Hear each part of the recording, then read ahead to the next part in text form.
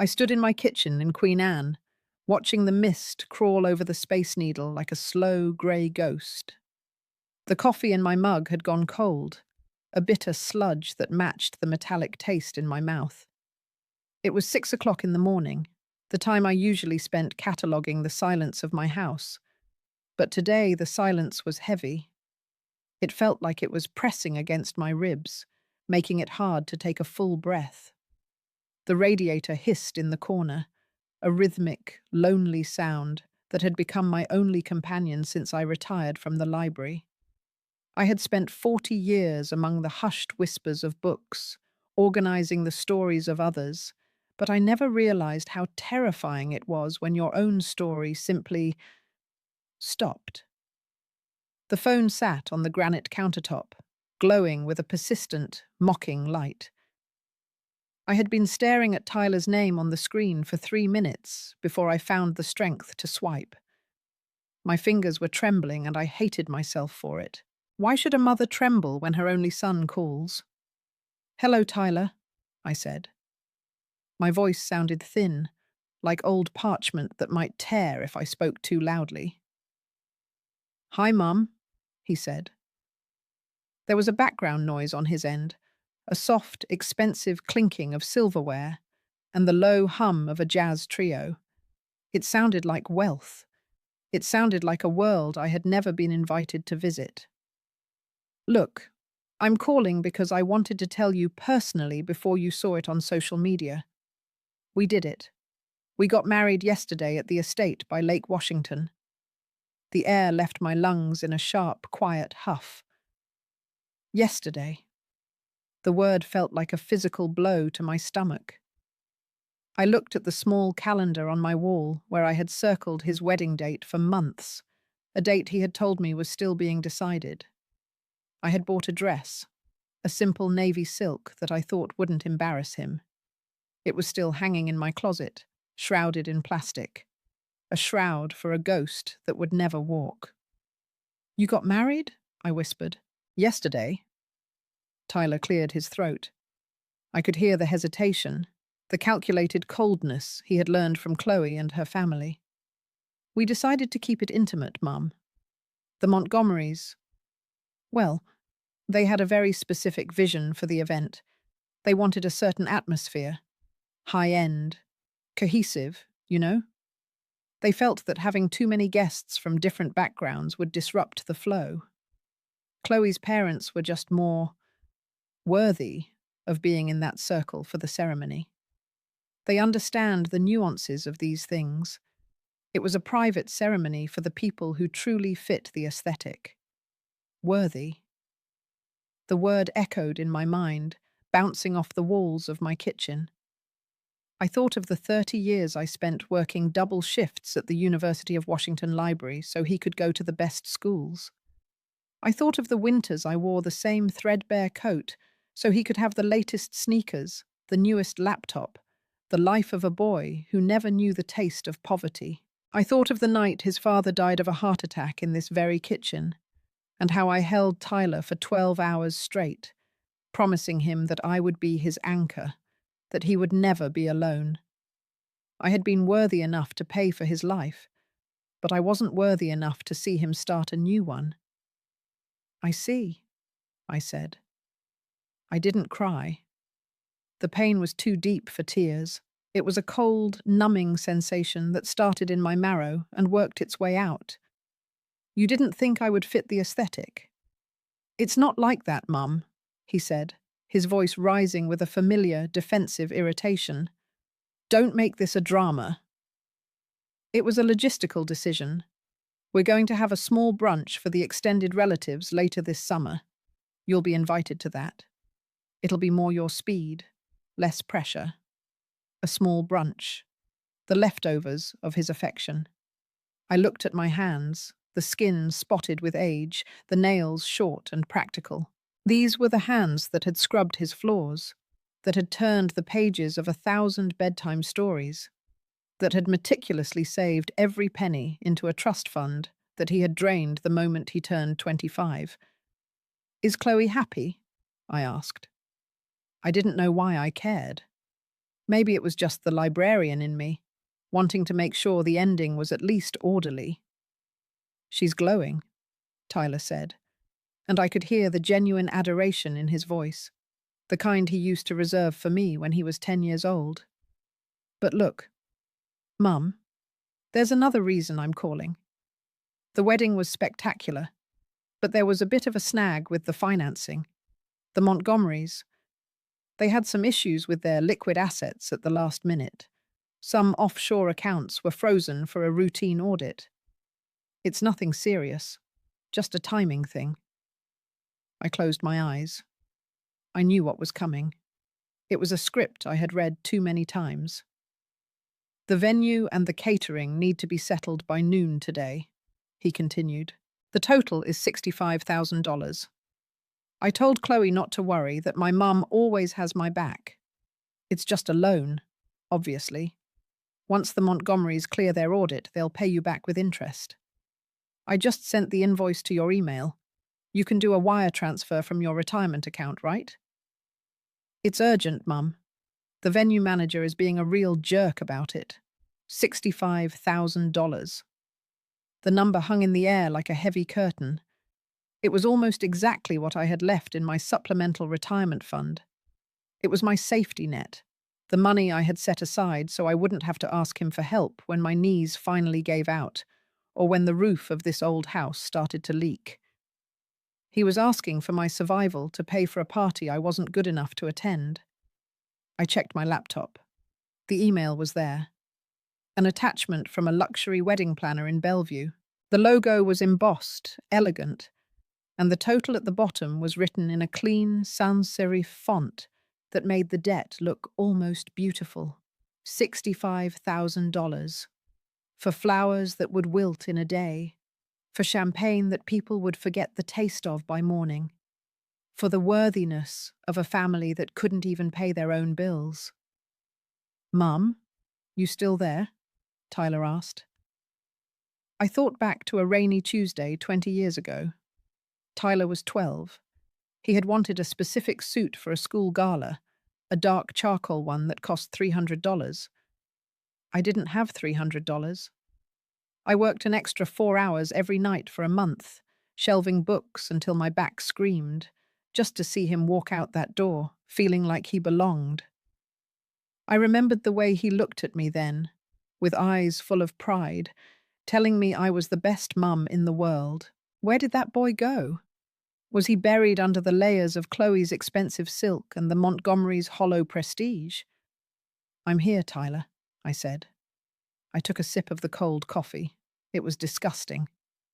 "I'll look at the invoice." "Great. Thanks, Mum. I knew I could count on you." "I have to go. We're heading to the airport for the honeymoon." "Maui. We'll talk when we get back, okay? Love you." He hung up. The dial tone was a flat, dead sound. "Love you." The words felt like a transaction, a tip left on a table after a meal. I stood in the silence of my Queen Anne kitchen, the grey light of Seattle finally breaking through the clouds. But it didn't feel like morning. It felt like the end of a long, exhausting day. I walked to my living room and sat in the chair that used to be my husband's. The house felt too big. Every creak of the floorboards seemed to whisper the word, unworthy. I looked at the photos on the mantel. Tyler at graduation, Tyler at his first job, Tyler with Chloe at their engagement party, a party where I was tucked into a corner table near the kitchen, out of sight of the important guests. I had smiled then. I had told myself it was just how things were now. I had excused his neglect as ambition. I had excused his coldness as maturity. But $65,000 was not a request for help. It was a demand for a sacrifice. He wanted me to pay for the privilege of being erased. He wanted me to fund the very circle that had excluded me. I opened the email again.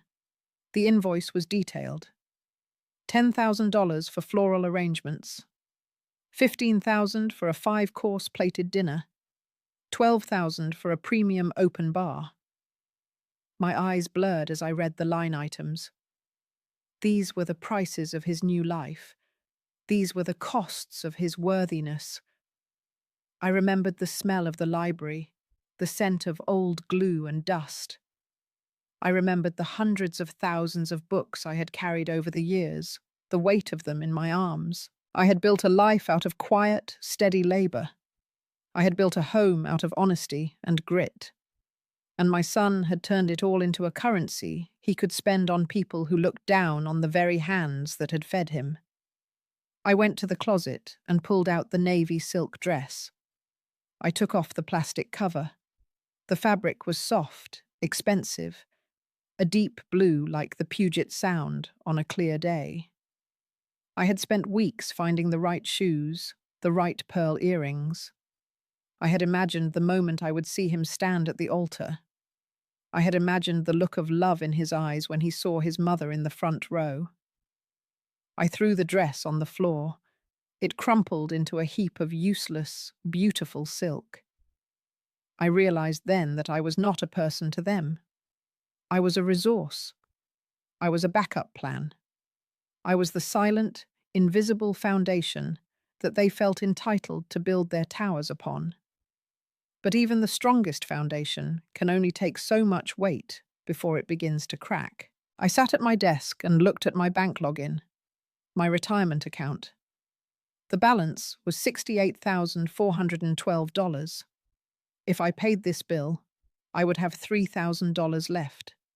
$3,000 for the rest of my life. I thought about Chloe's mother, Evelyn Montgomery. I remembered the way she had looked at my house during the one time she visited. She had tilted her head, a pitying smile on her perfectly Botoxed face, and said, "Oh, it's so charmingly vintage, Martha. It must be so much work to keep up. I bet you're just dying to move into a nice managed condo." She wanted my house. She wanted my son. She wanted my silence. And Tyler was giving it all to her, piece by piece, dollar by dollar. I didn't do the transfer. I closed the laptop and walked back to the kitchen. I poured the cold coffee down the sink and watched it swirl away. I realized that for years I had been trying to fit into a story that had no character named Mom. I had been trying to buy my way into a heart that had been sold to the highest bidder. The phone buzzed again. A text from Tyler. "Mum, did you do it? The planner is calling me every 10 minutes. Please hurry. We're about to board." I didn't reply. I went to the garden and stood in the rain. The cold water soaked through my thin sweater, but I didn't care. It felt real. It felt honest. For the first time in a very long time, I wasn't cataloguing someone else's story. I was starting to realize that the most important book in the library was the one I had stopped writing years ago, my own. The $65,000 bill was still sitting in my inbox, a ticking clock of his vanity. But as I stood in the Seattle mist, I knew that the price of worthiness was something I could no longer afford to pay. Not because I didn't have the money, but because I had finally found my own value, and it wasn't for sale. I looked up at my house, my craftsman home with its peeling paint and its sturdy bones. It was a house built on love and sacrifice, but it was also a house that had been silent for too long. I went back inside, dried my hair, and picked up the navy silk dress from the floor. I didn't put it back in the closet. I put it in a box to be donated. Someone else could wear it to a wedding where they were actually wanted. The phone rang again. It was a Bellevue number. The wedding planner. "Hello?" I said. "Mrs. Thorne, this is Julian from Lux Events. We're still waiting on the final payment for the Thorne Montgomery wedding. Tyler said you were handling it." I looked at the Space Needle through the window, sharp and clear now as the clouds parted. "Julian," I said, my voice steady, cool, and perfectly articulated. "I think there's been a misunderstanding. I was not a guest at that wedding. And in my experience, people who aren't invited to the party usually don't pay for the champagne. But Tyler said, "Tyler is a married man now, Julian. I suggest you talk to his new, worthy family about the bill." I hung up. The silence that followed was different this time. It wasn't the silence of neglect. It was the silence of a clean slate. I sat down and started to draft a list of things I wanted to do with my $68,000. None of them involved flowers or five-course meals or the approval of people who didn't know the weight of a book or the value of a mother's heart. I was Martha Thorne. I was a librarian. I was a widow. And I was finally, for the first time in my life, a woman who knew exactly what she was worth. The rain in Seattle doesn't just fall, it settles. It finds the cracks in the pavement, the porous gaps in the brickwork, and the hollow spaces in a person's chest. I sat by the window in my living room, watching the droplets race down the glass, blurred streaks of grey against a grey world. The phone was silent now, but it felt like a ticking bomb on the coffee table. I had hung up on Julian, the wedding planner, and in doing so, I had severed a wire I didn't know was holding my entire world together. For 40 years, I was the woman who shelved the books, who organized the chaos, who made sure every story had its proper place. But now, my own history was scattered on the floor, and the spine was broken beyond repair. I looked at my hands again. They were red and chapped from the cold morning air. My mind, unbidden, slipped backward, sliding through the decades like a film reel catching on a jagged tooth. 20 years ago. It was a Tuesday, much like this one, cold and unforgiving. Tyler was 12, a lanky boy with eyes that still looked at me as if I were the sun. He had come home with a flyer for the middle school gala, his face glowing with a desperate, quiet hope. He wanted a charcoal suit, not a hand-me-down from the thrift store on 15th, but a real suit, a $300 suit from the department store downtown. I remembered the weight of my bank balance that night. $14. I didn't tell him no. I never told him no. I took a second job shelving the late-night returns at the University of Washington Library and another 3 hours scrubbing the grease off the vents at a diner near the Ship Canal. I remembered the smell of that diner, rancid oil and cheap detergent, clinging to my skin, a scent I could never quite wash away. I worked until my back felt like a collection of rusted hinges. I worked until my eyes burned from the fluorescent lights and the fine dust of 1,000 old books. And when I finally walked into that store and counted out the crumpled 20s and 10s, I felt like a queen. I remembered the way he looked in that charcoal suit. He stood in this very living room, adjusting his tie in the mirror, his chest puffed out with a newfound dignity. He turned to me, his eyes wet with a child's unfiltered gratitude, and whispered, "Mum, you're the best. One day I'm going to buy you a castle. I'm going to make sure you never have to work again." That boy was a ghost now. He had been replaced by a man who saw my 30 years of labor not as a gift, but as a prerequisite. He had been replaced by a man who thought my retirement fund was just another shelf of books he could burn to keep himself warm. The phone vibrated. A notification flashed. It was an email from Tyler, but the subject line wasn't an apology. It was urgent, wire transfer instructions. I opened it. The audacity of the text made the room feel smaller. "Mum," Julian said there was a misunderstanding. "I don't have time for this. We are literally at the gate for Maui. Chloe is stressed out, and Evelyn, her mother, is already asking questions. Do you have any idea how embarrassing this is for me? The Montgomerys expect things to be handled with a certain level of professionalism. You're making me look like a child. Just do the transfer. I'll explain everything when we get back." Please, for once, don't be difficult. Don't be difficult. The words were a slap. I was difficult because I wouldn't bankrupt myself for a party I wasn't worthy to attend. I thought back to the engagement party 6 months ago. The Montgomery estate in Bellevue was a monument to glass and ego. I had worn my best floral dress, the one I had saved for special occasions. When I walked in, Evelyn Montgomery looked at me as if I were a smudge on her pristine marble floor. She didn't introduce me to the guests. She didn't offer me a seat at the main table. Instead, a server had guided me to a small round table, tucked behind a large fern, near the swinging doors of the kitchen. "It's quieter here, Martha," Evelyn had whispered, her smile not reaching her eyes. "We thought you'd be more comfortable away from the hustle. It's a lot of social nuance to navigate, isn't it?"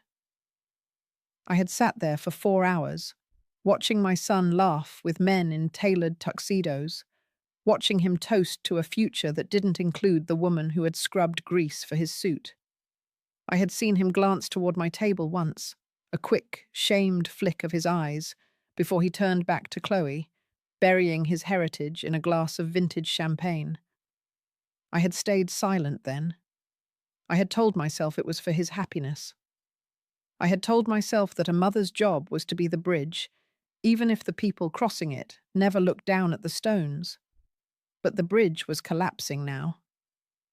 I stood up and walked to the kitchen, my movements stiff.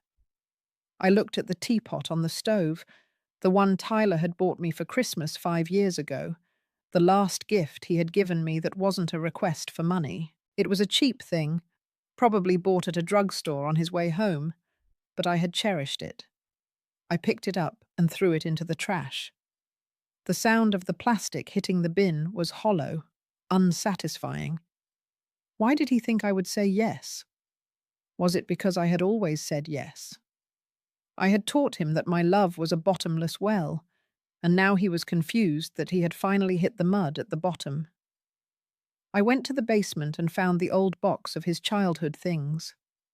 I pulled out the charcoal suit. It was tiny now, a miniature version of the man he had become. The fabric was stiff, the cheap polyester blend scratchy under my fingers. I remembered the blisters on my feet from that diner job. I remembered the way my heart had soared when he said he loved me. I realized with a crushing clarity that I had raised him to be a consumer of my soul. I had been so busy protecting him from the world that I had never taught him how to be a part of mine. The phone rang again. This time it wasn't a text. It was a call from Tyler. I knew he was at the airport. I knew he was probably pacing near the window, looking out at the planes, his face tight with a spoiled rage. I answered it. "Mom! What the hell?" he shouted. His voice was raw, stripped of the polite veneer he usually used. "Julian called me back. He said you refused to pay. He said you told him to talk to the Montgomerys. Do you have any idea what you've done? Evelyn is standing right here. Chloe is in the bathroom crying. This was supposed to be the best day of our lives, and you're ruining it over a stupid bank transfer." "The best day of your life, Tyler," I said, my voice sounding foreign to my own ears. It was steady. It was cold. It was the voice of a librarian telling a rowdy patron to leave. "I wouldn't know. I wasn't there." "Oh, for God's sake, we went over this. It was an intimate ceremony. It wasn't about you, Mum. Why do you always have to make everything about your feelings? The Montgomerys are people of status. They have a reputation to maintain. If this bill isn't paid, it's going to be all over the Seattle social blogs. Chloe will be humiliated. Is that what you want? To humiliate your daughter-in-law on her honeymoon?" "My daughter-in-law," I repeated. "The woman who hasn't spoken a single word to me in 3 months. The woman who looked at my house as if it were a landfill. I don't think she's worried about my opinion, Tyler. She's worried about the optics. And so are you. Mum, just pay the damn bill. I'll pay you back. I swear. Just drain the supplemental account. You don't even need that money right now. You're sitting in a house that's fully paid for. You have your pension. You're being selfish, Martha. You're being incredibly selfish. Selfish. The boy I had carried. The boy I had sheltered.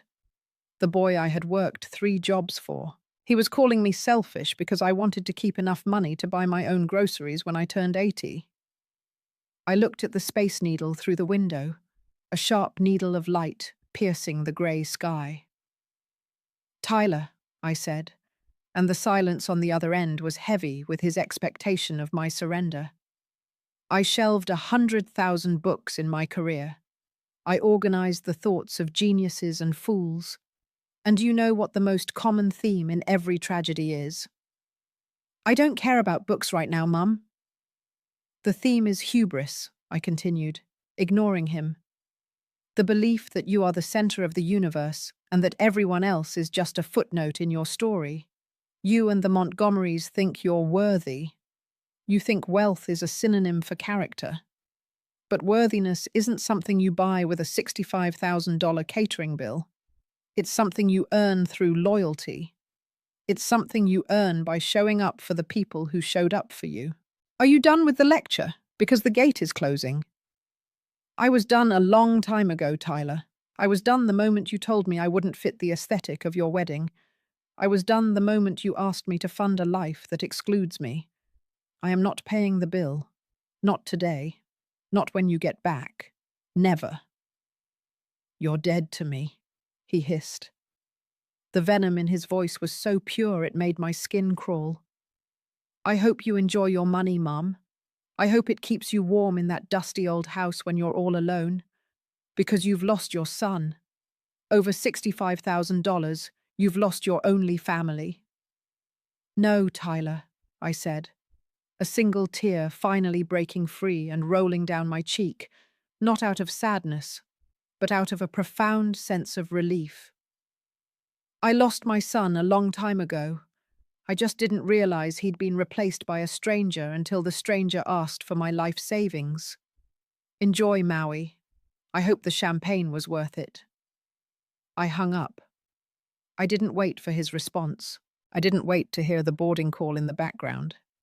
I turned off the phone and placed it face down on the counter. The silence returned to the kitchen, but it didn't feel heavy anymore. It felt clean. I looked at the calendar on the wall. I took a red marker, and I didn't just cross out the date. I tore the page off and threw it in the bin. I walked to the living room and sat back in the chair. I felt the physical weight of the memories of that diner, the library, the long nights of shelving. I had spent so many years trying to ensure that Tyler was worthy in the eyes of the world. I had polished him, dressed him, and funded him until he shone. But in my haste to make him look like a masterpiece, I had forgotten to check if the canvas was hollow. And it was. He was a hollow man, filled only with the borrowed prestige of a family that didn't even pay their own catering bills. I looked at the photos on the mantel. I saw the Montgomerys' faces in the background of the engagement photo. Evelyn with her tight surgical smile. Her husband Arthur with his cold, assessing eyes. They were a family of illusions. They were a family that lived on credit and vanity. And Tyler had traded a mother's ironclad devotion for a seat at their crumbling table. I realized then that the worthiness Tyler kept talking about was a debt that could never be settled. If I had paid the $65,000 today, there would have been another bill tomorrow. A down payment for a house in Laurelhurst, a luxury SUV, private school tuition for children who would be taught to be ashamed of their grandmother. I would have drained myself dry, drop by drop, and in the end, I would still be sitting behind the fern at the party, invisible and uninvited. The rain started to lash against the house now, a true Seattle storm. The wind howled through the eaves of my Queen Anne home, shaking the old windows. I stood up and walked to the kitchen. I realized I was hungry. I hadn't eaten since the call. I made myself a simple meal, toast with jam and a fresh cup of tea. It wasn't a 5-course plated dinner. It wasn't high-end or cohesive, but it was mine. As I ate, I thought about the wedding. I imagined the moment the Montgomerys would find out the bill was still outstanding. I imagined Julian calling the estate, demanding payment. I imagined the look on Evelyn's face when she realized her offshore audits wouldn't cover the cost of the flowers.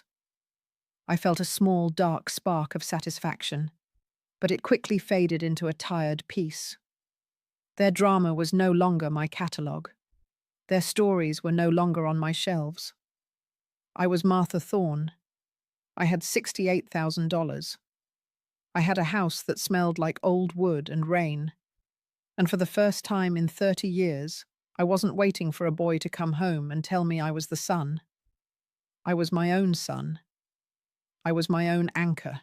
I looked at the navy silk dress in the box by the door.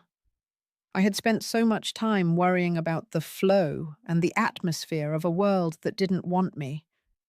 I had spent so much time trying to be worthy of a son who didn't even know the value of the hands that raised him. I went to the library that afternoon, not to work, but to read. I sat in the grand reading room of the Suzzallo Library, under the high, vaulted ceilings. I breathed in the scent of paper and wisdom. I realized that I had spent my life surrounded by the greatest stories ever told, stories of sacrifice, betrayal, and redemption. And in every one of them, the protagonist only truly finds themselves when they stop playing a supporting role in someone else's delusion. I opened a book of poetry. I read a line about the sea, about how it doesn't apologize for its tide. I smiled. I wasn't an aesthetic. I wasn't a logistical decision. I was a force of nature that had been harnessed for too long. When I walked home through the drizzle, my coat damp and my heart light, I saw a black SUV parked outside my house. My heart skipped a beat. Tyler? Had he come back? Had he skipped his flight? But it wasn't Tyler. A woman stepped out of the car. She was dressed in an expensive trench coat, her hair perfectly coiffed despite the rain. It was Evelyn Montgomery. She looked at my house with that same pitying smile, but there was a flicker of something else in her eyes now. Desperation. "Martha," she said, her voice tight and forced. "We need to talk. There seems to have been a technical glitch with the wedding finances. Tyler said you were being a bit emotional this morning. I'm sure we can settle this like civil adults." I stood on my porch, looking down at her. I didn't feel small. I didn't feel unworthy. I looked at the Space Needle behind her, sharp and unyielding. "Evelyn," I said, my voice as calm as a frozen lake. "You're right. We should settle this. But you're at the wrong house. My son told me you were the worthy ones. And worthy people always pay their own way, don't they?" I walked inside and closed the door. I locked it. I turned off the porch light. In the silence of my home, I sat down and picked up my pen. I didn't write a check. I didn't write a letter to my son. I wrote a list of places I wanted to see. Paris, Rome, the libraries of London. I had spent my life shelving the travels of others. It was finally time to write my own chapter. The $65,000 was still in the bank, but the debt I had owed to my own misplaced guilt was finally completely paid in full. The silence that followed Evelyn Montgomery's departure was not a peaceful one. It was a vacuum, a hollow, ringing space that felt as though the air had been sucked out of my house, leaving me gasping for something real to hold on to. I stood in the hallway for a long time, listening to the rain beat against the heavy oak door I had just locked. My heart was a frantic bird trapped in a cage of ribs, but my mind was a cold, quiet library. I realized then that I had spent 40 years organizing the world into Dewey Decimal Codes, believing that if everything had a place, then everything would make sense. But there is no code for the betrayal of a child. There is no section in the archives for a son who sells his mother's survival for a seat at a table made of smoke. I walked through the rooms of my home, my footsteps sounding like echoes from a different century. The house felt like a museum of a life that had been systematically dismantled. I looked at the wallpaper in the dining room, a faded floral pattern that Tyler had once helped me pick out when he was 16. He had laughed at my indecision, telling me that whatever I chose would be beautiful because I was the one who chose it. Now those flowers looked like withered eyes, watching me in my isolation. I was a bank to him. I was a resource. I was a logistical error in a high-end aesthetic. The phone sat on the kitchen counter, dead and black. I had turned it off, but I could still feel the phantom vibrations of his rage. I could still hear his voice, that stranger's voice, calling me selfish. Selfish. The word tasted like copper in my mouth. I thought of the grease under my fingernails from the diner. I thought of the dust in my lungs from the library basement. I thought of the thousands of miles I had walked in sensible, cheap shoes so he could drive a car that cost more than my first decade of wages. The irony was a jagged blade. I had built a man who was now using the very tools I gave him to cut me out of his heart. Driven by a restless, gnawing need for clarity, I did something I had never done before. I put on my old raincoat, grabbed my keys, and drove out of Queen Anne. I didn't have a plan, only a destination. I drove toward the shores of Lake Washington, toward the neighborhood where the ceremony had taken place 48 hours ago. I needed to see it. I needed to see the atmosphere that was worth $65,000 of my blood and bone. The estate was a sprawling monument to glass and cedar, tucked behind high, ivy-covered walls. I parked my old Volvo across the street, a dented grey relic in a sea of pristine black pavement. The iron gates were closed, but I could see through the bars. The party was over. The worthy guests were gone. But the remnants were still there, like the bones of a feast left out for the vultures. I got out of the car and stood in the drizzle, looking at the lawn. There were white rose petals scattered across the grass, turning brown and soggy in the Seattle rain. A stack of rented chairs stood under a dripping canopy, their gold-painted frames looking cheap and garish in the daylight. I saw a discarded program lying in a puddle near the gate. I reached through the bars and picked it up. The Thorne Montgomery wedding. The paper was heavy, cream-colored, with gold leaf edges. Inside there was a list of names, a list of people who fit the flow. I saw the names of senators, developers, socialites. And then I saw the family section. The parents of the bride, Arthur and Evelyn Montgomery. The groom's family, represented by the Montgomery household. My name was nowhere to be found. I wasn't even a footnote. I had been erased from the official record of my son's life as if I had never existed. It wasn't just that I wasn't invited. It was that I had been scrubbed away to make room for the Montgomerys' narrative of effortless, untainted prestige. They wanted a groom who came from nowhere, a man who had sprung fully formed from a world of status, not a boy who was raised in a library by a widow with chapped hands. I stood there, clutching the soggy program, and felt a cold, deep fury settle into my stomach. It wasn't the hot rage of the morning. It was a librarian's fury, the kind you feel when you realize a precious volume has been intentionally defaced. I looked at the estate, at the towering windows that Tyler had boasted about, and I saw the hollow truth of it. This was the castle he had promised me when he was 12. He had bought it, but he had locked me outside the gates. I drove home in a daze, the wipers on my car clicking like a metronome for my grief. But as I passed the University of Washington, a thought flickered in my mind. A librarian's instinct. If the Montgomerys were so wealthy, if they were so worthy, why was their liquid assets frozen for a routine audit? Why was Evelyn Montgomery standing on my porch in the rain, practically begging for $65,000? Audits of that scale don't happen to the stable. They happen to the crumbling. When I got back to my house, I didn't go to bed. I went to my small study and opened my laptop. I spent 40 years researching for people who didn't know how to look beneath the surface. I knew how to navigate the public records, the tax assessments, the litigation archives.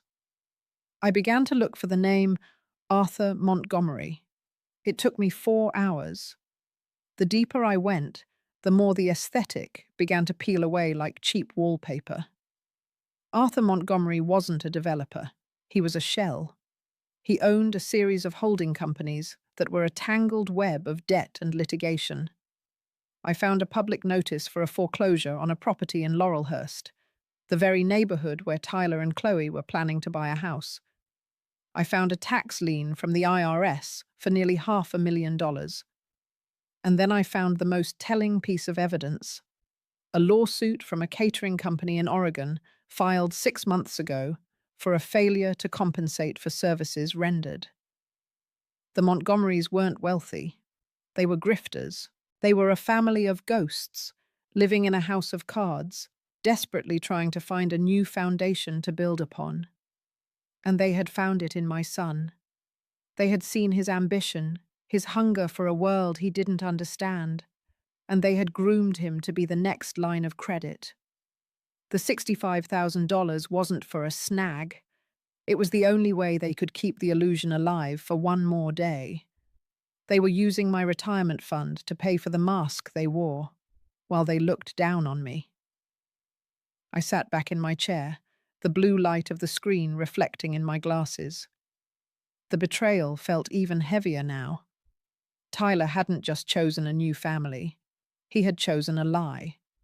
He had traded the ironclad, grease-stained truth of my life for a hollow, gold-leafed fantasy. And the most heartbreaking part was that he probably didn't even know. Or worse, he did know, and he was so desperate to belong to that fantasy that he was willing to bankrupt his own mother to keep the lie from shattering. I looked at the Space Needle through the window, a sharp, cold silhouette in the night. The rain had stopped, leaving a heavy fog that obscured the city. I felt like I was at the bottom of a deep, dark well. The void was absolute. My son was gone, lost to a world of shadows and debt. My house was empty. My bank account was intact, but my heart was a ruin. I thought about the brunch Tyler had mentioned. More your speed. He wanted me to come to a cheap restaurant in a few months after the glitter had settled, so he could pat me on the head and tell me I was still his mum. He wanted to keep me on a leash of guilt and affection while he and Chloe played house in a world they couldn't afford. The phone buzzed. I had turned it back on, a mistake of habit. It was a text from Tyler. "Mum, Evelyn told me what you said. I can't believe you were so cruel to her. She's trying to welcome you into our circle, and you threw her out like a dog. We're in Maui now, but Chloe hasn't stopped crying. The venue is threatening to send the bill to collections. If that happens, our credit is ruined before we even start. Do you really hate me this much? Is $65,000 more important to you than your only son's future? Just send the money. Please, I'm begging you. Don't let the Montgomerys see us like this. Don't let the Montgomerys see us like this." He wasn't worried about me. He was worried about his standing in a house of cards. He was worried that the grifters would realize he wasn't as deep a well as they had hoped. I didn't reply. I couldn't. The words were a thick, choking smoke in my throat. I went to the kitchen and stood over the sink, staring at the drain. I remembered a day when Tyler was 8. He had fallen off his bike and scraped his knee to the bone. I had carried him 3 blocks home, my own back aching, and I had cleaned the wound, telling him that it would leave a scar, but he would be stronger for it. He had looked at me with such absolute trust, such pure love. Where was that boy? Was he still in there, buried under the pride and the silk? Or had the Montgomerys systematically erased him, just as they had erased my name from the wedding program? The realization of his utter transformation hit me with the force of a tidal wave. I collapsed onto the kitchen floor, my knees hitting the linoleum with a dull thud. I cried then. Not a soft, ladylike weeping, but a raw, guttural wail that echoed through the empty house. I cried for the boy who wanted to buy me a castle. I cried for the widow who worked 3 jobs. I cried for the librarian who believed that every story had a fair ending. I cried until my throat was raw and my eyes were swollen shut. I was at the bottom of the U. I was in the void. The house felt like it was closing in on me. Every book on the shelves, every photograph on the mantel, every memory in the corners was a reminder of a failure I couldn't name. I had given him everything, and in doing so, I had given him the power to destroy me.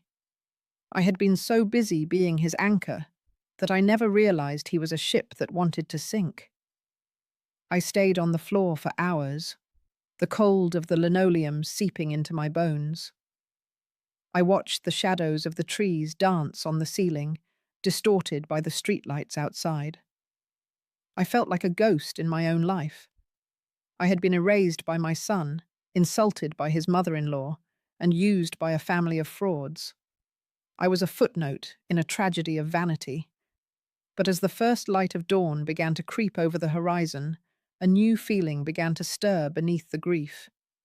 It wasn't hope, not yet. It was a quiet, cold clarity. I was a librarian. My job was to preserve the truth, to protect the records, to ensure that the facts remained unbowed by the whims of the powerful. The Montgomerys wanted $65,000. They wanted my silence. They wanted my house. But they had underestimated the woman who had spent 40 years in the archives. They had forgotten that a librarian knows where the bodies are buried, because she's the one who filed the reports. I stood up, my joints cracking, my body feeling like it was made of rusted iron. I walked to the sink and splashed cold water on my face. I looked at myself in the mirror. My eyes were red and puffy. My skin was pale. But the set of my jaw was firm. I wasn't just Martha Thorne, the invisible mother. I was the keeper of the Thorne history, and I was done being a footnote. I looked at the phone. There was a new email, not from Tyler, from Arthur Montgomery. Martha, Evelyn tells me there's been some confusion. We value our relationship with Tyler's family immensely. Let's resolve this quietly. I've scheduled a meeting with our financial advisors in Bellevue tomorrow afternoon. Tyler mentioned you might need some assistance navigating the complexities of your retirement assets. We're happy to help you manage your funds, so this bill can be settled without further stress. We'll pick you up at 2. They wanted to manage my funds. They were coming for the last of my marrow. I looked at the Space Needle, sharp and unyielding in the morning light. I realized then that they weren't coming to pick me up for a meeting. They were coming to see if the foundation had finally cracked. But as I stood in my kitchen, the grey light of Seattle filling the room, I knew that the foundation wasn't made of marble or gold leaf. It was made of 40 years of grit, and it was a lot stronger than they realized. I opened my laptop again. I didn't look at the tax liens this time. I looked at the names of the senators and socialites on the wedding program. I began to cross-reference them with the Montgomerys' litigation history. I found a common thread. A pattern of unpaid debts, broken promises, and social climbing built on the backs of the unsuspecting. The Montgomerys weren't just frauds. They were a plague, and Tyler had brought them to my door. The void was still there, a deep, dark hole in my heart where my son used to be. But the darkness was no longer empty. It was filled with a cold, library quiet purpose. I wasn't going to Maui. I wasn't going to a brunch. I was going to a meeting in Bellevue. And I was bringing the archives with me. I walked to the closet and looked at the box containing the navy silk dress. I didn't feel the urge to throw it away anymore. I pulled it out and looked at the deep, beautiful blue. It was the color of the water that surrounded my city, deep, cold, and capable of drowning those who didn't respect its power. I wasn't going to be the victim in their story. I was going to be the ending they never saw coming. I sat down and began to write. Not a check, not an apology. I began to write a letter to my old friend, Silas Vance. He was a retired accountant who specialized in forensic audits. He had been a regular at the library for 30 years, a man who loved the truth as much as I did.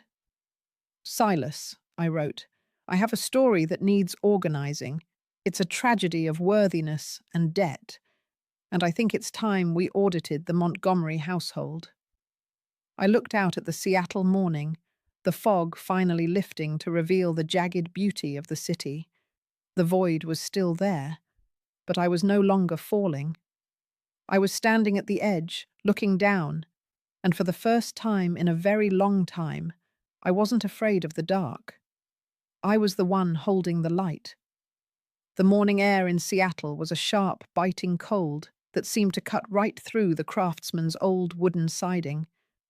I stood in my kitchen, watching the steam rise from my tea, my eyes fixed on the driveway. I had spent the last few hours of darkness sifting through digital archives, but now, as the grey light finally took hold of the city, I needed a witness. I needed someone who understood the language of numbers as well as I understood the language of books. Silas Vance was that man.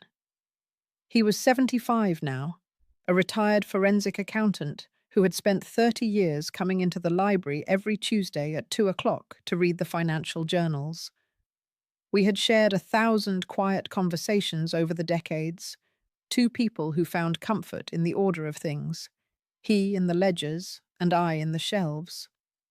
When his rusted blue sedan pulled into the driveway at 8 o'clock, I felt a flicker of something I hadn't felt in days.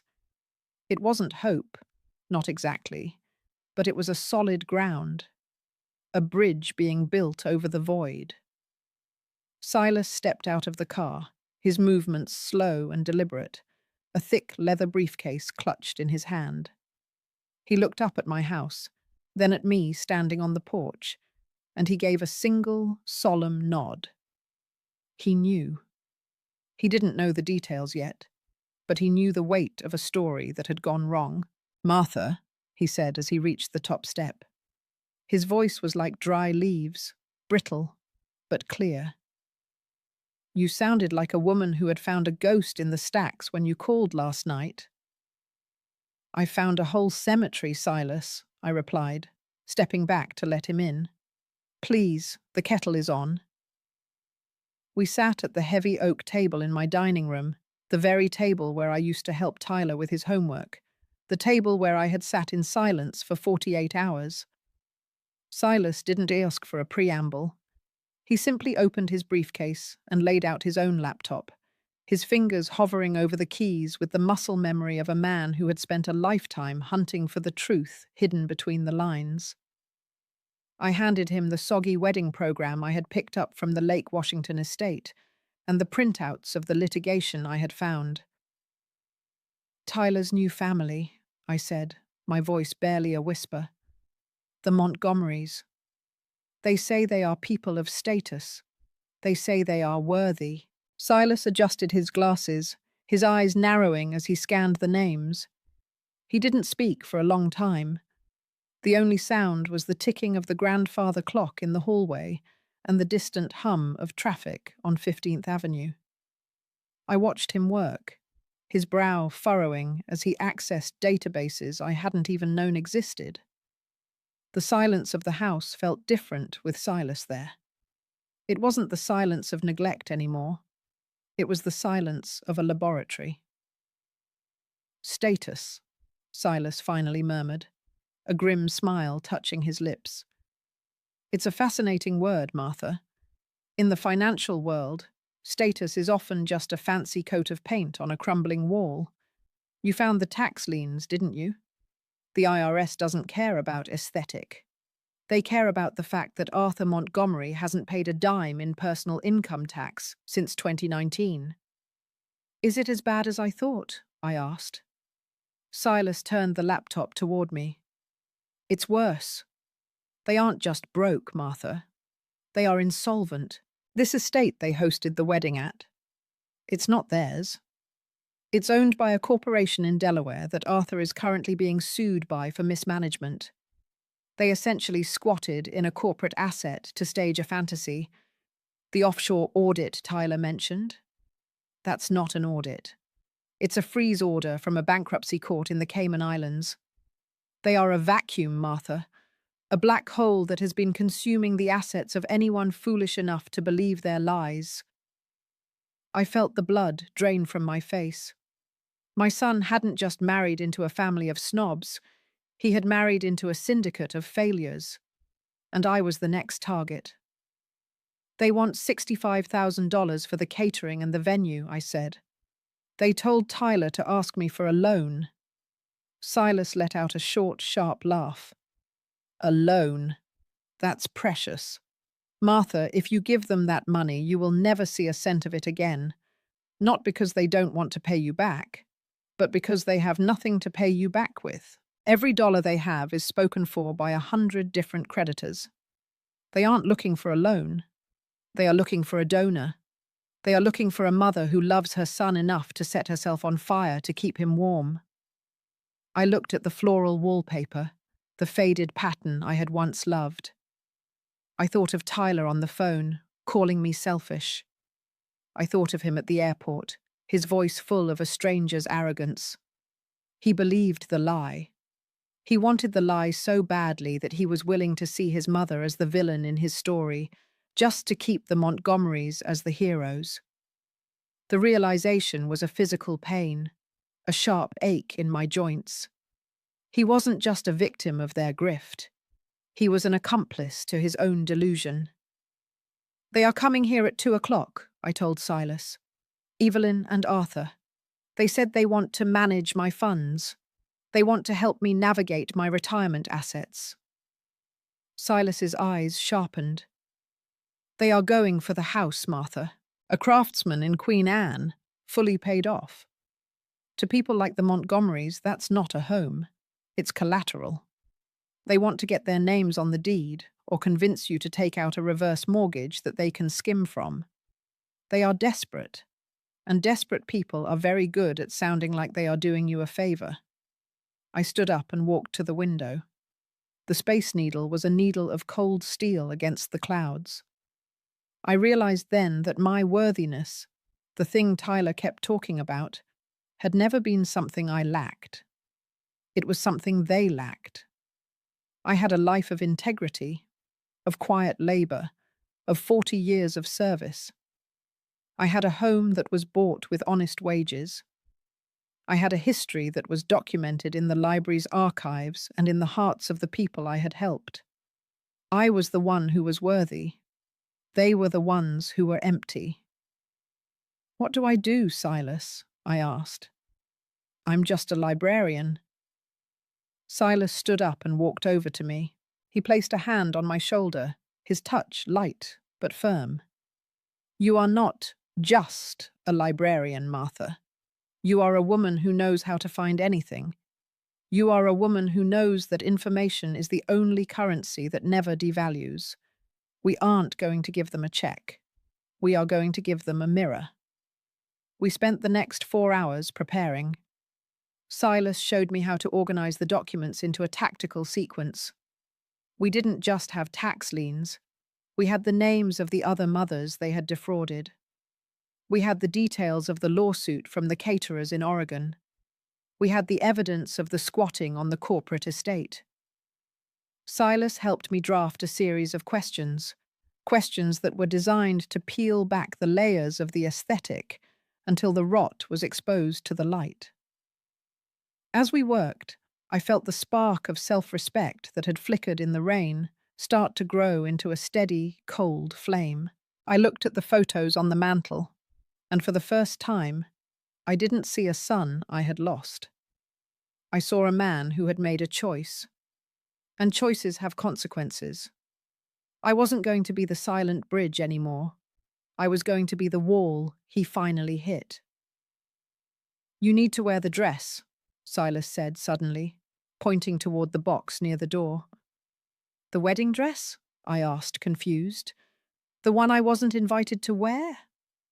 "The one you bought for yourself," he corrected. "Wear it. Not for them. For you. Show them that you aren't a vintage relic to be managed. Show them that you are the mistress of this house and that your worth is not a logistical decision." I hesitated. Then I nodded. I went upstairs and put on the navy silk dress. It fit perfectly, the fabric cool against my skin. I put on the pearls. I looked in the mirror, and I didn't see a widow who was sitting in a house waiting to be alone. I saw a woman who had survived the grease of the diner and the dust of the library. I saw a woman who was armed with the truth. I came back downstairs, and Silas stood up, a look of genuine admiration in his eyes. "Martha Thorne," he said softly, "you look like the ending of a very important book." "I feel like the beginning of one, Silas," I replied. He left at 1:30, leaving his laptop and a folder of documents on the table. "I'll be in my car down the street," he said. "If you need me, just open the front door. But I don't think you will. You've spent 40 years shelving the stories of the world.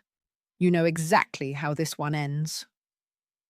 I stood in the center of my living room, the silence of the house now filled with an electric, tactical energy. I looked at the clock. 1:45. At 2 o'clock, the Montgomerys would arrive in their black SUV. They would walk up my porch steps with their pitying smiles and their predatory intent. They would try to manage me. They would try to turn my retirement into their liquid assets. I realized then that Tyler's words, "The Montgomerys are people of status," were the ultimate tragedy. He had confused fame for excellence and wealth for value. He had looked at the gold leaf on the program and hadn't seen the soggy paper beneath it. He had wanted a mother who was an aesthetic, but he had a mother who was a vault. And today, the vault was going to open. I went to the kitchen and made a fresh pot of tea. I set out the cups, the good ones, the ones that had been in my family for generations. I didn't feel the phantom vibrations of the phone anymore. I didn't feel the weight of Tyler's unworthy label. I felt like a librarian who had finally found the missing volume in a long dormant collection. I was ready. As I heard the crunch of tires on the driveway at exactly 2 o'clock, I didn't flinch. I stood by the window and watched Evelyn Montgomery step out of the SUV. She was wearing a different coat today, a cream-colored wool that probably cost more than my first year of library wages. Arthur was with her, a tall man who carried himself with the stiff, artificial confidence of someone who had never actually earned the room he walked into. They looked like a magazine cover. They looked like the future Tyler wanted. I took a deep breath, smoothing the navy silk over my hips. I felt the weight of the pearls around my neck, a weight down that felt like armor. I walked to the front door and opened it before they could ring the bell. "Martha," Evelyn said, her voice a trill of artificial warmth. She looked at me, her eyes widening slightly as they took in the dress and the set of my jaw. "Oh, you look lovely. Are we going somewhere?" "We are, Evelyn," I said, my voice sounding like the deep, steady tone of the library's bells. "We're going to have a conversation about worthiness. Please, come in."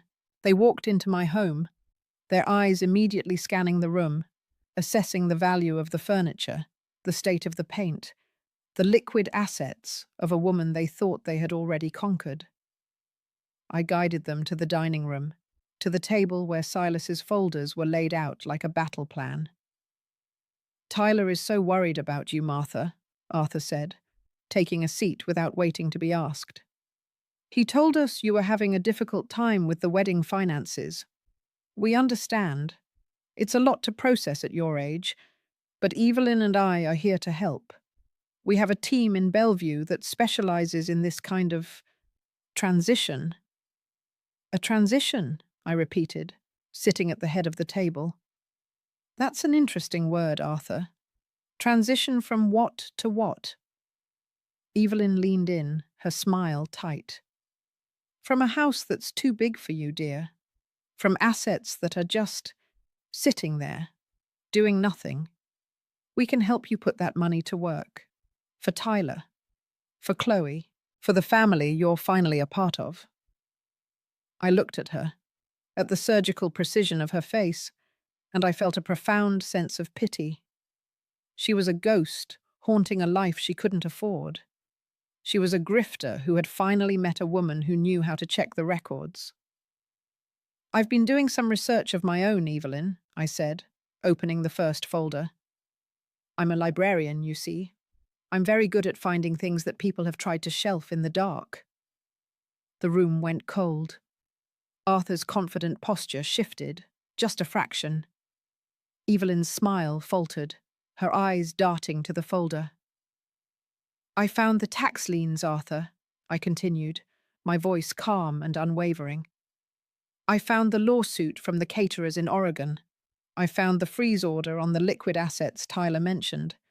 It seems your snag is actually a collapse, and I'm curious. Does Tyler know? Does my son know that he's married into a family of shadows?"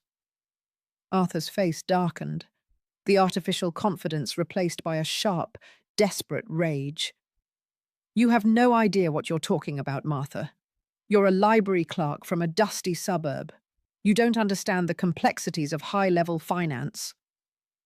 "I understand a catering bill, Arthur," I said, leaning forward. "And I understand that you're asking a 70-year-old widow to pay for a wedding you couldn't afford. I understand that you're trying to steal my home to pay for your vanity. And I understand that my worthiness is something you will never, ever be able to afford." The silence that followed was absolute. The Space Needle stood outside the window, a sentinel in the grey. I wasn't falling into the void anymore. I was the one holding the mirror, and for the first time in their lives, the Montgomerys were being forced to look at what was left when the aesthetic was stripped away. I was Martha Thorne. I was a librarian, and I was finally, completely worthy of myself. The drive across the Evergreen Point floating bridge toward Bellevue felt like crossing into a different country. Behind me lay Seattle, with its mist-shrouded hills and the honest, peeling paint of my Queen Anne home. Ahead lay a city of glass towers and manicured perfection, a place where wealth was the only dialect spoken, and where people like me were usually meant to be seen, but not heard, if we were seen at all. I sat in the back of the Montgomery's black SUV, my navy silk dress rustling against the leather seat, a sound that felt sharper than the silence inside the car. Arthur was at the wheel, his knuckles white as he navigated the afternoon traffic, while Evelyn sat beside him, her neck rigid, staring straight out the windshield. The air in the car was thick with the scent of expensive perfume and the acrid metallic tang of desperation. They had come to my house to manage me, but I had brought them to Bellevue to end the story. I looked out at the grey water of Lake Washington. 25 years ago, I had brought Tyler to these shores for a picnic. We didn't have much, just some ham sandwiches and a thermos of apple juice, but we had spent the entire afternoon building a fortress out of driftwood and rocks. I remembered his small, muddy hands as he piled stones on top of one another, declaring that it was a castle for the Queen of Books. He had promised then that no dragon would ever touch me. Now the boy who built me a castle of driftwood was waiting in a high-end cafe, ready to burn my actual life down so he could keep his seat in a fortress made of debt. We arrived at the cafe, a place called the Gilded Leaf, which was exactly the kind of establishment where the Montgomerys felt they belonged. It was all floor-to-ceiling glass and gold accents, with servers who moved like silent shadows. Tyler was already there, sitting at a corner table with Chloe. They were supposed to be in Maui, but the financial crisis had evidently dragged them back from paradise early. Tyler looked exhausted, his expensive linen shirt wrinkled, his hair uncharacteristically disheveled. Chloe was huddled in her chair, her eyes red-rimmed, clutching a designer handbag as if it were a life raft. When they saw me walk in with the Montgomerys, Tyler stood up so quickly, his chair scraped harshly against the marble floor. "Mom," he said, his voice a mix of relief and a jagged, defensive anger. "Thank God. Evelyn said you were coming around. We've been sitting here for 2 hours waiting for the wire confirmation." I didn't sit down immediately. I stood at the edge of the table looking at my son. This was the man I had raised. This was the result of 40 years of library shifts and diner grease. He looked at me not with love, but with the hollow, hungry eyes of a creditor. Chloe didn't even look up. She just stared at the table, her jaw set in a hard, entitled line.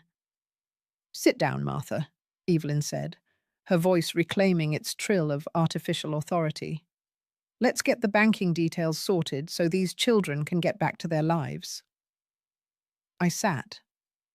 I placed the folder Silas and I had prepared on the table.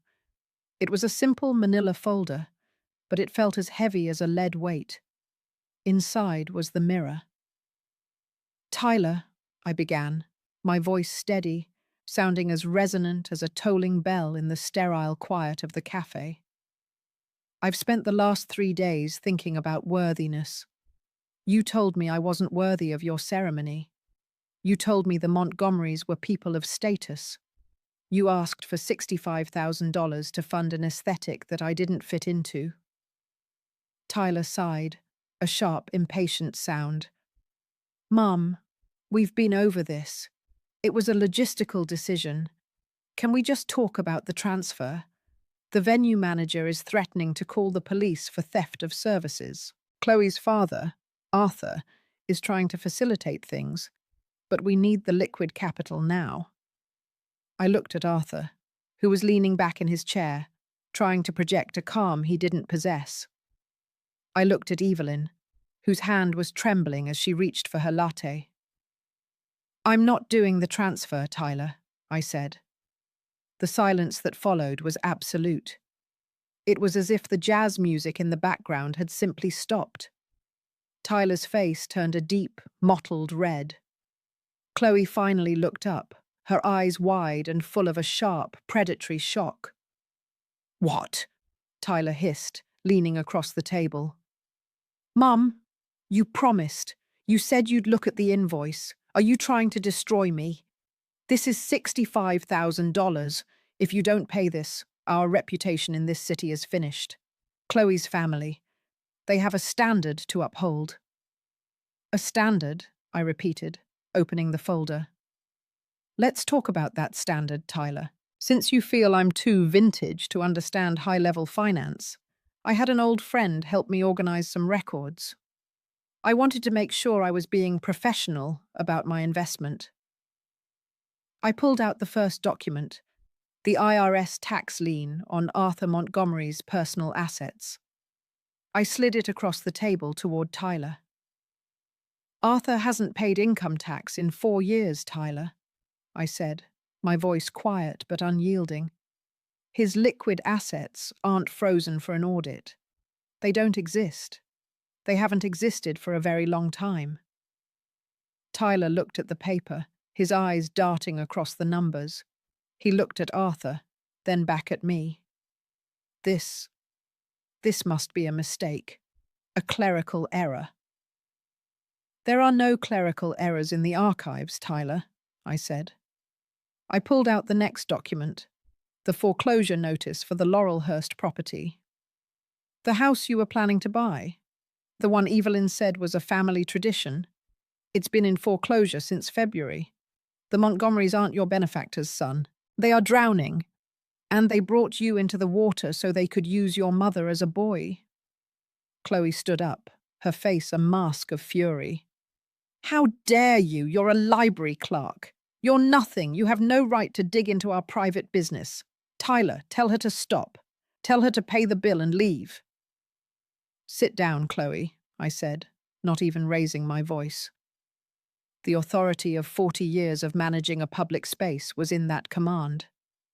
She sat, her mouth open in a silent, shocked gasp. I looked back at my son. They squatted in a corporate asset for your wedding, Tyler. The estate by Lake Washington isn't theirs. They are being sued for mismanagement by the holding company in Delaware. The $65,000 isn't a loan. It's the cost of a lie. And you wanted me to pay for it. You wanted me to bankrupt my retirement so you could pretend to be someone you aren't for people who don't exist. Tyler was staring at the folder now as if it were a serpent. He looked at Evelyn, who had turned away, her face hidden behind her perfectly coiffed hair. He looked at Arthur, whose face was a grey, defeated void. The status was gone. The aesthetic had been stripped away, leaving only the cold, hard reality of the debt.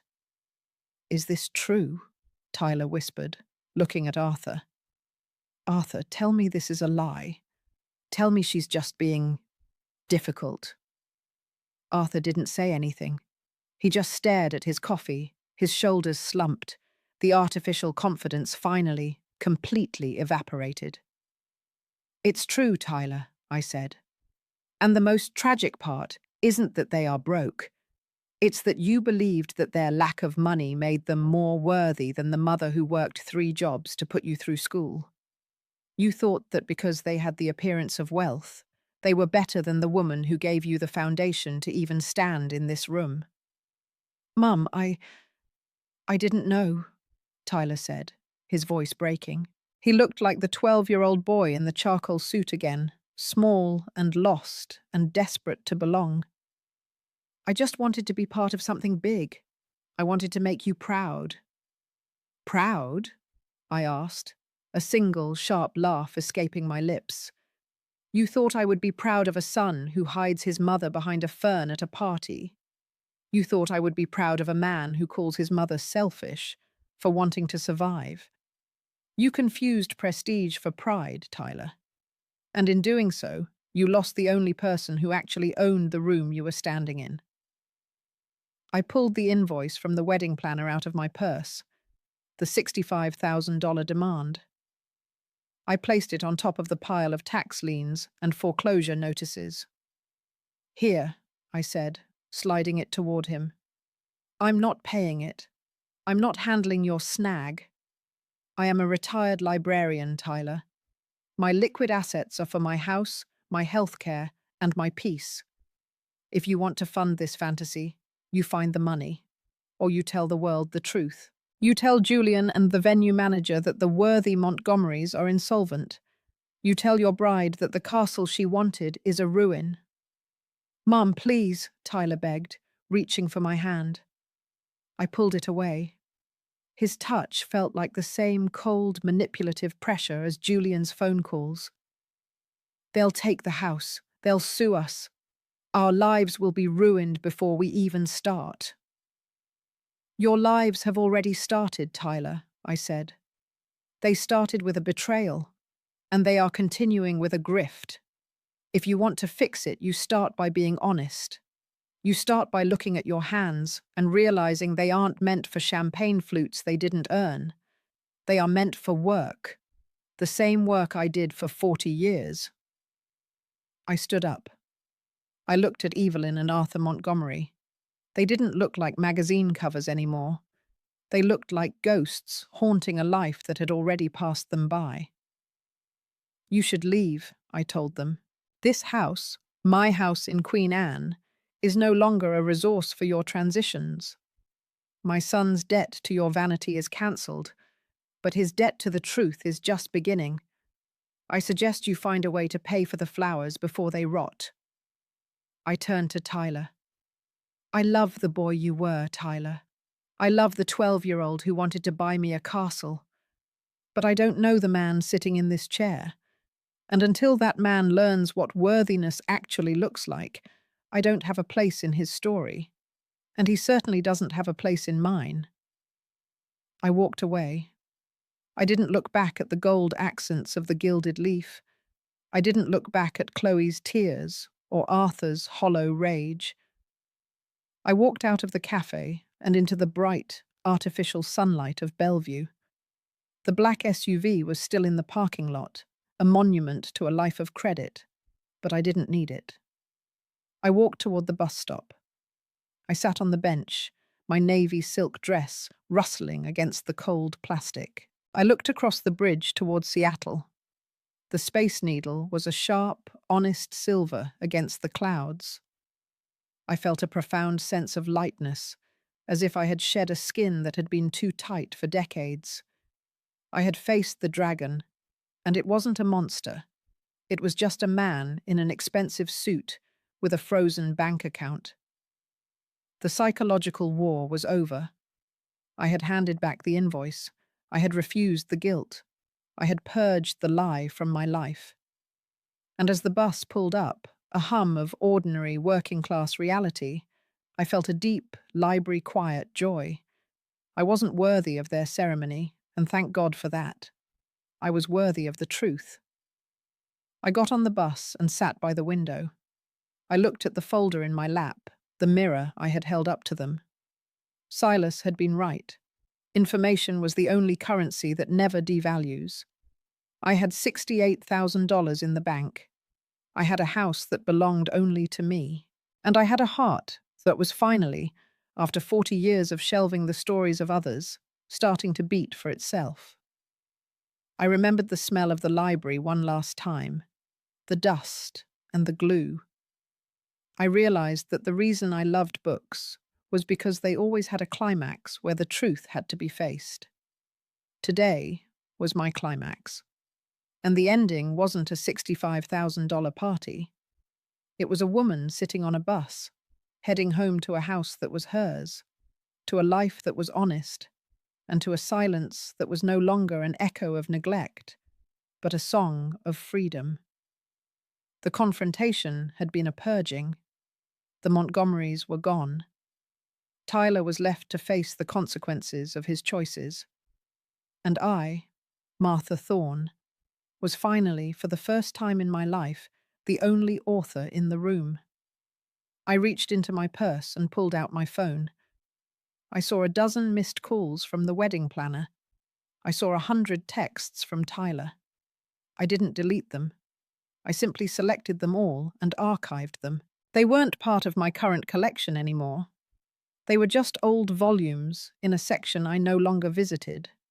I looked out at the Puget Sound as the bus crossed the bridge. The water was deep, blue, and unyielding. It didn't apologize for its tide, and neither would I. Worthiness wasn't a logistical decision. It was a state of being. And I had never been more worthy than I was at that moment, sitting in a navy silk dress on a public bus, heading back to the mist and the truth of my real life. The bus ride back to Queen Anne felt like a slow, rhythmic debridement of my soul. I sat by the window, watching the city of Bellevue shrink into a cluster of glass and ego in the rearview mirror. As we crossed the bridge, the grey expanse of Lake Washington stretched out beneath us, its surface agitated by the lingering wind. I thought about the $65,000 still sitting in my account. For years, I had guarded that money like a sacred relic, believing it was the final proof of my devotion to Tyler's future. I had seen it as a bridge I was building toward his happiness. But today, I realized it was actually the price of my own ransom. I wasn't paying for a wedding. I was paying to remain a prisoner in a story where I was the only one following the rules. I got off the bus 3 blocks from my house. The rain had turned into a fine, misting drizzle that tasted like salt and cedar. I walked slowly, my navy silk dress damp at the hem, the pearls heavy against my collarbone. I didn't feel like a victim anymore. I felt like a survivor of a shipwreck who had finally reached the shore and realized she didn't need the cargo to breathe. The craftsman looked different as I approached it. It wasn't just a vintage house in need of management. It was a fortress of truth. Every peeling flake of paint was a mark of a year lived with integrity. Every creak of the porch was a voice that belonged only to me. I went inside and didn't turn on the lights immediately. I sat in the darkness of the living room, listening to the house settle. For the first time in 30 years, the silence wasn't a weight. It was a canvas. I thought about Tyler. I wondered if he was still sitting in the gilded leaf, staring at the wreckage of his worthiness. I wondered if Chloe had stopped crying long enough to realize that her family was a collection of shadows. A part of me, the mother who had scrubbed the grease of the diner vents, wanted to go back. She wanted to reach out, to pay the bill, to fix the snag so her boy wouldn't have to feel the cold bite of reality. But that mother was a ghost now. She had died in the Bellevue Cafe, buried under the weight of a son who called her selfish for wanting to exist. A week passed in a quiet, library-like order. I kept my phone off, tucked away in a drawer in the kitchen. I spent my days in the garden, pruning the roses that had been neglected during the months of the wedding drama. Silas came over twice. We didn't talk much about the Montgomerys. We talked about his grandchildren, about the history of the Puget Sound, and about the sheer, undeniable beauty of a ledger that finally balanced. He told me, over a cup of hot tea, that the wedding planner had filed a lawsuit against the Montgomery estate. He told me that Tyler and Chloe had moved out of their luxury apartment and into a small rental in Renton. The house in Laurelhurst had been a fiction, a carrot dangled by Evelyn to keep Tyler on the hook. The house of cards had collapsed, exactly as Silas had predicted. And Tyler was at the center of the ruins. On the 10th day, I heard a knock at the door. It wasn't the aggressive, entitled knock of Evelyn Montgomery. It was a hesitant, broken sound. I knew before I opened it who was standing on the porch. I went to the door, my heart steady, my jaw set. Tyler stood there. He looked like he had aged 10 years in a week. The linen shirt was gone, replaced by an old sweatshirt I remembered from his college days. His eyes were red, shadowed by a profound, hollow exhaustion. He didn't look like a man of status. He looked like a boy who had finally realized that the suit he was wearing didn't have any pockets. "Mom," he said. His voice was cracked, stripped of the Bellevue arrogance. I didn't invite him in. I stood in the doorway, the mistress of the Thorn archives, guarding the entrance to my life. "Hello, Tyler." I came to apologize," he said, looking at his shoes. "Everything you said was true. Arthur and Evelyn, they're being investigated for fraud. Chloe's father has been using my name on some of the holding companies. I might be liable for some of it. The wedding planner is suing us." Chloe. She left. She said she couldn't be married to someone who couldn't even provide a basic lifestyle. She went back to her aunt's house in California. I listened to him, and for the first time in his life, I didn't feel the urge to catch him. I didn't feel the phantom ache in my back from the library shelves. I felt a cold, distant pity. "You traded your mother for a basic lifestyle, Tyler. It seems the exchange rate wasn't in your favor." "Mum, please. I have nowhere else to go. They've frozen my personal accounts too, because of the link to Arthur's businesses. I can't even pay the rent on the place in Renton. Can I stay here for a while?" just until I get back on my feet. You always said this was my home too." I looked at him, and I saw the 12-year-old boy, but I also saw the man who had asked me to drain my retirement so he could toast to people who hated the very sight of me. I thought about the brunch I was speed for. I thought about the fern at the engagement party. "No, Tyler," I said. The word was a single clean cut. "This is not your home. This is Martha Thorne's home. It's a house built on 30 years of library shifts and 40 years of honest silence. It is not a resource for your transitions. It is not a safety net for a man who tried to cut the wires while I was standing on them." "You're really going to turn your own son away? After everything?" "You turned me away first, Tyler. You turned me away from your wedding, from your family, and from your heart. You decided I wasn't worthy of the person you wanted to be, and I've decided that you aren't worthy of the peace I've finally found. I'll pay you back. I'll work. I'll do whatever it takes." "I don't want your money, Tyler. I have $68,000. I have my pension. I have my house. What I don't have is the energy to be the footnote in another one of your tragedies. You need to find your own worthiness, do you now? Not Chloe's version, not Evelyn's version, and certainly not mine. You need to go out into the rain and learn how to build your own castle out of driftwood. And this time, don't ask your mother to pay for the stones." I closed the door. I didn't lock it with a click of anger. I locked it with the quiet finality of a book being returned to its proper shelf. I stood in the hallway, and I didn't cry. I felt a sense of liberation that was almost dizzying. I had spent my life as an anchor, and I had finally realized that the ship I was holding was one that wanted to sink. By letting go, I wasn't just saving myself. I was giving him the only thing he actually needed, the opportunity to be real. The weeks turned into months. I didn't hear from Tyler again, not directly. Silas told me he had taken a job as a site surveyor for a construction company in Spokane. He was working 12-hour shifts. He was living in a small apartment. He was finally, for the first time in his life, paying his own bills. I hoped, in the quiet corners of my heart, that he was learning the scent of grease and the weight of honest labor. I hoped he was learning that a suit is just fabric, but integrity is the skin beneath it. I sold the navy silk dress.